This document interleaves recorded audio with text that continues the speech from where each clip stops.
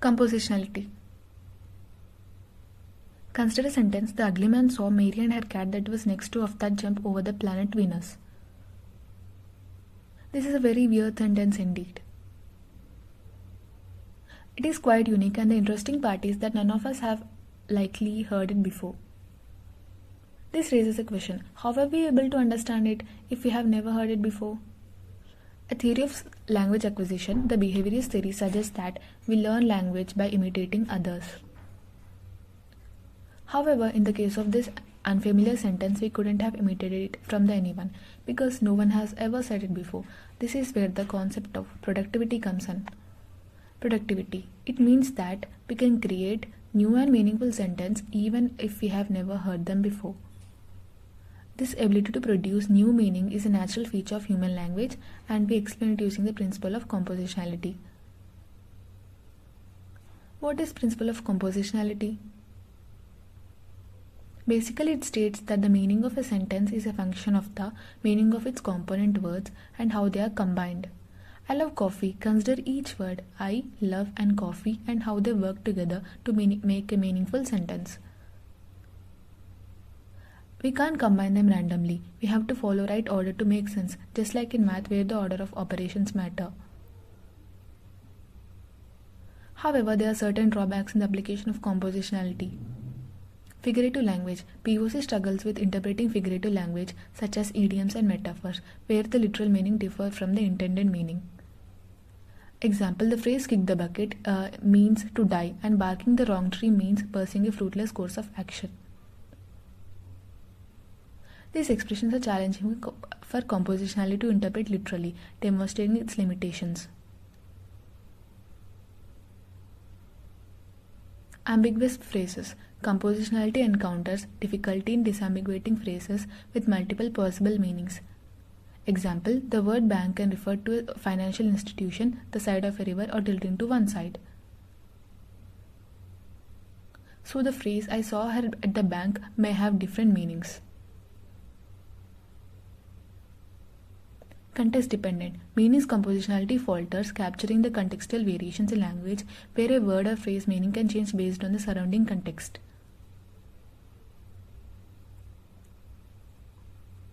Example: the phrase food for thought has a different meaning when used in the context of a dinner invitation versus a philosophical discussion.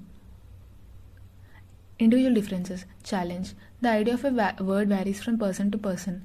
Example: I like gold. She is smart. The idea of gold is something expensive to a person and a shiny yellow thing to other person. Same thing with the smart. Circularity. The challenge of circularity in semantics arises when attempting to define the meanings of words recursively. Example: coffee, hot drink from beans grown in Colombia that is black in color and bitter in taste.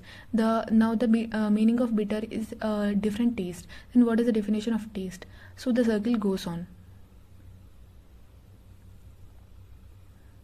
What solution do we have for the problem of circularity? What if in defining the word coffee, instead of defining it with words, we define it with code or numbers? So we can assign the code which might involve a letter also, like C11001001. This way, no two words would have exact same meaning. We want a language that would explain language but not be the same language. You can't explain one thing with the same exact thing. You need another thing to explain. So you need a language that is free from individual differences, variable interpretation. You don't want a language where each and every person would interpret it in their own way. This is why we came up with something called a meta-language. The use of code and numbers or algorithms is an example of a meta-language. It operates at a higher level, enabling the analysis and interpretation and processing of the semantic and structural aspects of the primary language. Does this theory has any setbacks? Yes, from the perspective of the formal semanticist. Formal semantics often focus on specifying the truth condition of the linguistic expression. This involves defining the conditions under which a given expression is true or false. Challenges in specifying the truth conditions of linguistic expression in certain contexts like well-wishing, social conventions are indeed fascinating. Let us see some examples like well-wishing and social norms. Example, good luck with your presentation. Capturing the truth conditions for such expression become complex as their meaning is inherently tied on speaker's intention, recipient's interpretation, and social norms. Idiomatic expressions. Example, break a leg. Due to non-literal interpretation, the truth condition cannot be directly derived without considering speaker's intention to convey goodwill or encouragement, rather than a literal wish for them. Politeness formulas. Example, have a nice day. This sentence involves implicating tied to politeness and positive social interaction. Their truth conditions aren't solely literal but also depend on social etiquette and communicative intent. Formalizing it without considering pragmatic aspects is challenging. Expression of condolence. Example, I am sorry for your loss. The truth condition cannot be fully specified without accounting for the shared knowledge, social conventions, and genuine empathy conveyed by the speaker. These examples illustrate the intricate relation between language, social norms, and pragmatic meaning, posing the challenges for formal semantics in capturing the full depth of human communication. Despite these setbacks, how did meta-language sustain?